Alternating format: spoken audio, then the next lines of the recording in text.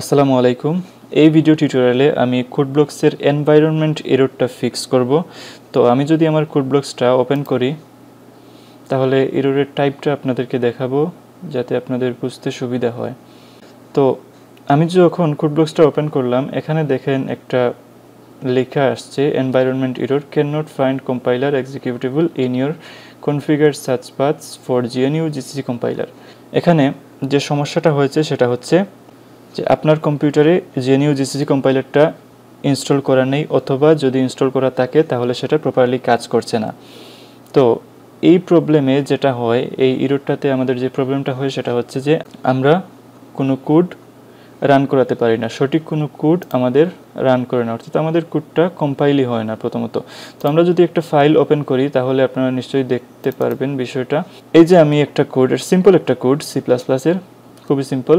তো এই কোডটা যদি আমি এখন রান করাতে যাই, দেখেন আমি বারবার ক্লিক করছি বিল্ড এন্ড রানে, কিন্তু সেটা রান করছে না। রানে ক্লিক করি কিন্তু সেটা রান করবে না। তো এই প্রবলেমটা এখন আমরা ফিক্স করব। তো আমরা কোডব্লকসটা ক্লোজ করে দিচ্ছি এবং আমাদের একটা সফটওয়্যার প্রয়োজন হবে, খুবই ছোট্ট একটা সফটওয়্যার, মাত্র 91 KB সাইজের। তো এটা আমি ড্রাইভে আপলোড করে সেটার লিঙ্ক দিয়ে দেবো ডেসক্রিপশনে, আপনারা সেখান থেকে ডাউনলোড করে নেবেন। তো আমি এখন সেটা ওপেন করছি, ইনস্টল, কন্টিনিউ। ওকে, তো এখানে ডাউনলোড প্রোগ্রেসটা আমাদের শুরু হয়ে গিয়েছে। এর জন্য এই কাজটা সম্পন্ন করার জন্য আপনার নেটওয়ার্ক কানেকশনের প্রয়োজন হবে। তো যখন সফটওয়্যারটা ওপেন করবেন তখন আপনার নেটওয়ার্ক কানেকশনটা আপনার জন্য কম্পিউটারে থাকে।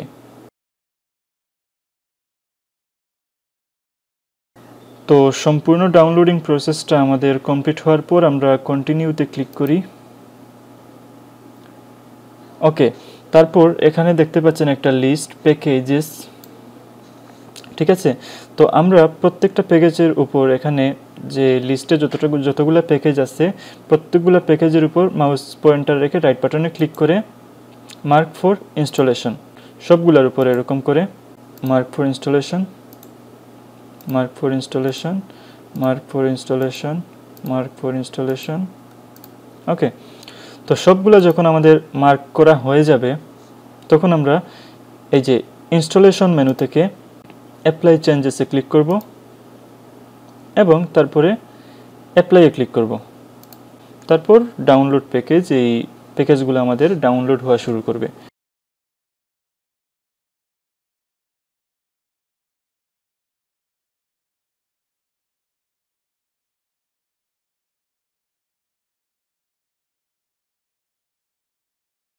তো ফাইনালি আমাদের প্যাকেজ ডাউনলোড এবং চেঞ্জগুলো অ্যাপ্লাই করা কমপ্লিট হয়ে গেছে। এখন আমরা এটাকে ক্লোজ করে দেব এবং এই MinGW ইনস্টলেশন ম্যানেজারটাও ক্লোজ করে দেব।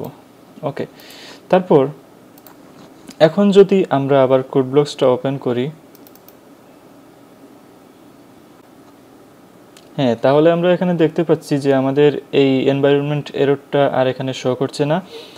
তাহলে আমরা এখন যদি একটা প্রোগ্রাম ওপেন করি,